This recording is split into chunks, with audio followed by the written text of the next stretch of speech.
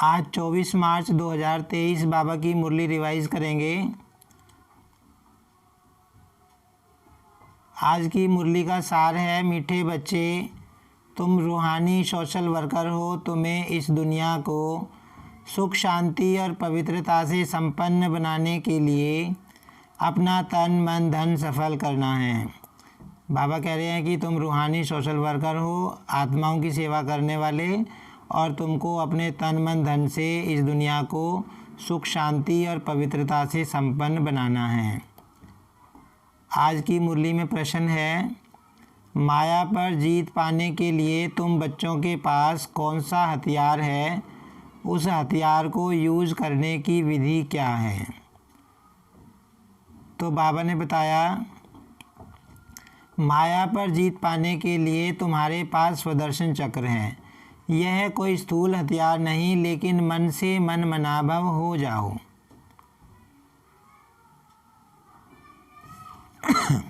हम सो हम के मंत्र को याद करो तो इस विधि से माया का गला कट जाएगा। तुम माया जीत बन चक्रवर्ती राजा बन जाएंगे। बाबा ने कहा कि माया पर जीत पाने के लिए तुम्हारे पास स्वदर्शन चक्र है। बाबा ने कहा जो भक्ति मार्ग में स्वदर्शन चक्र दिखाते हैं, जिससे हिंसा की गई थी, वो वाला नहीं है। तुम अपने सारे जन्मों को, पूरे चक्र को रिवाइज करते हो, मन ही मन बाबा को याद करते हो, मन मनाभव हो जाते हो, वही स्वदर्शन चक्र है और उससे माया का गला कटता है और बाबा कहते तुम चक्रवर्ती राजा बन जाते हो। आज की मुरली में गीत है, इस पाप की दुनिया से कहीं और ले चल, ओम शांति। आगे बाबा ने आज मुरली में कहा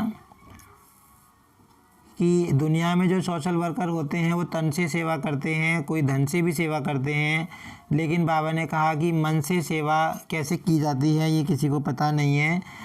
बाबा आकर ही मनसा सेवा के बारे में बताते हैं। बाबा के बच्चे मनसा सेवा करते हैं, तो बाबा कहते तुम रूहानी सोशल वर्कर हो। वो शरीर देहधारियों की सेवा करते हैं तन और धन से, लेकिन तुम मन से भी योग लगाकर जो है आत्माओं की सेवा करते हो। बाबा ने कहा तुम रूहानी सोशल वर्कर हो। रूहानी माना आत्माओं की सेवा करने वाले।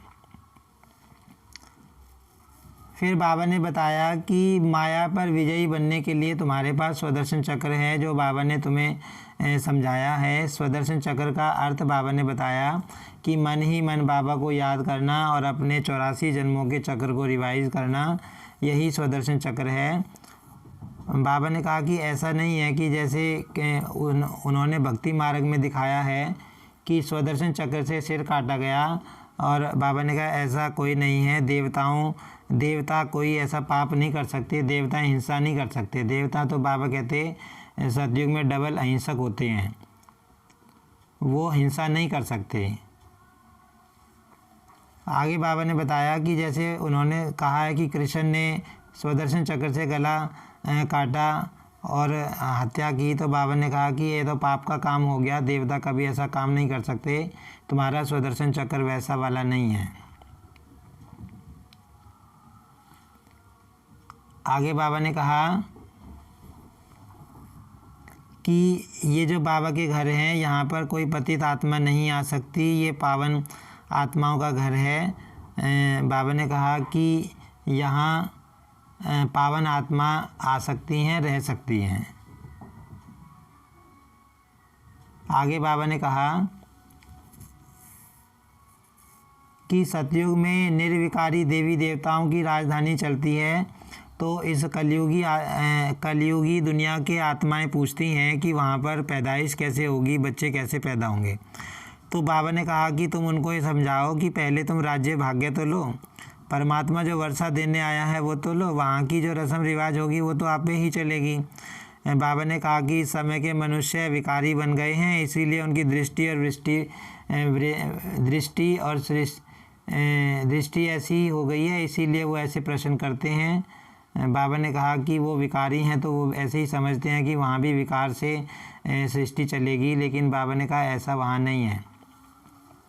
फिर बाबा ने आगे बताया कि ये कलयुगी दुख धाम है, यहाँ पर तो बैठे बैठे बीमारी लग जाती है, लेकिन वहाँ पर तो आत्मा सदैव आराम में रहेगी। वहाँ तन मन धन तीनों का ही आराम होगा, वहाँ आत्मा दुखी नहीं होगी। आगे बाबा ने बताया कि तुम बच्चे जितना आज्ञाकारी और वफादार बनेंगे उतना तुम्हारी उन्नति होगी। तुम्हें श्रीमत पर चलकर श्रेष्ठ बनना है और सपूत बच्चा बनकर बाप से पूरा वर्षा लेना है। बाबा ने कहा तुमको पूरी मेहनत करनी है, पूरा वर्षा लेना है, और अभी लेंगे तो बाबा कहते तुम आगे भी कल्प कल्पांतर में लेते रहेंगे, क्योंकि कल्प कल्प ड्रामा हूबहू रिपीट होता है। तो बाबा ने कहा, फिर आगे बाबा ने बताया कि इस समय दुनिया तो कंगाल है और तुम पद्मों की कमाई कर रहे हो। बाबा कहते हैं जो दुनिया वाले कमाई कर रहे हैं वो तो मिट्टी में मिल जाएगी, सब दिवाला मार देंगे, लेकिन जो तुम कमाई कर रहे हो तुम्हारी तो आगे भविष्य 21 जन्मों के लिए काम आने वाली है, तुम अविनाशी कमाई कर रहे हो। बाबा ने कहा आज की मुरली में धारणा के लिए सार है, आज्ञाकारी वफादार और सपूत बन बाप से पूरा वर्षा लेना है, श्रीमत पर श्रेष्ठ कर्म कर सच्ची कमाई करनी है। बाबा ने कहा एक तो तुम्हें आज्ञाकारी बनना है, वफादार बनना है, सपूत बनना है, और बाबा से पूरा वर्षा लेना है, पूरी मेहनत करनी है, और श्रेष्ठ कर्म करके सच्ची कमाई करनी है। बाबा ने कहा कि तुमको संपूर्ण निर्विकारी बनकर सच्चा ब्राह्मण बनना है, और पावन बन स्वयं को पावन दुनिया के लायक बनाना है। जो नई दुनिया पवित्र दुनिया आने वाली है, बाबा ने कहा तुम्हें उसके लायक अपने को बनाना है। आज की मुरली में वरदान है, एक बाप को अपना संसार बनाकर सदा हंसने गाने और उड़ने वाले प्रसन्न चित्त भव। तो बाबा ने कहा कि कहा जाता है दृष्टि से सृष्टि बदल जाती है, तो आपकी रूहानी दृष्टि से सृष्टि बदल गई। अभी आपके लिए बाप ही संसार है। बाबा कहते जब तुमको ज्ञान मिला तो तुम्हारे लिए बाबा ही संसार बन गया। तो पहले के संसार और अभी के संस्कार में फ़र्क हो गया। पहले संसार में बुद्धि भटकती थी, अभी बाप ही संसार हो गया तो बुद्धि का भटकना बंद हो गया। बाबा कहते पहले तुम अनेकों को याद करते थे, बुद्धि तुम्हारी दुनिया में संसार में भटकती रहती थी, लेकिन अब बाबा आया है तो तुम्हारी बुद्धि बाबा में लग गई है, तो तुम्हारी बुद्धि का भटकना बंद हो गया है। बाबा कहते अब तुम एक को याद करते हो। तो बाबा कहते तुमको बेहद की प्राप्ति कराने वाला बाप मिल गया है, तो और क्या चाहिए। भगवान तुमको मिल गया है। बाबा कहते तुम्हें और क्या चाहिए, इसलिए तुम हमेशा हंसते रहो, गाते उड़ते प्रसन्नचित रहो। माया रुलाए तो भी तुमको रोना नहीं है। बाबा कहते कितनी बड़ी माया आ जाए, कितनी बड़ी जो है परेशानी समस्या आ जाए, लेकिन तुम बाबा की ये बात याद रखना कि माया रुलाए तब भी हमको रोना नहीं है।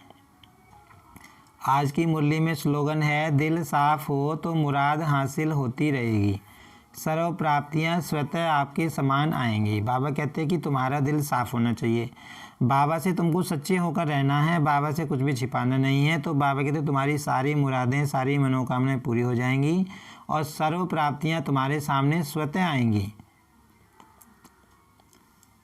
आज की मुरली से हम स्वमान लेंगे, मैं सदा प्रसन्न रहने वाली आत्मा हूँ। बाबा ने कहा ना कि तुमको तुम्हारा बाबा ही संसार बन गया, तुमको भगवान मिल गया, तो तुम्हें और क्या चाहिए।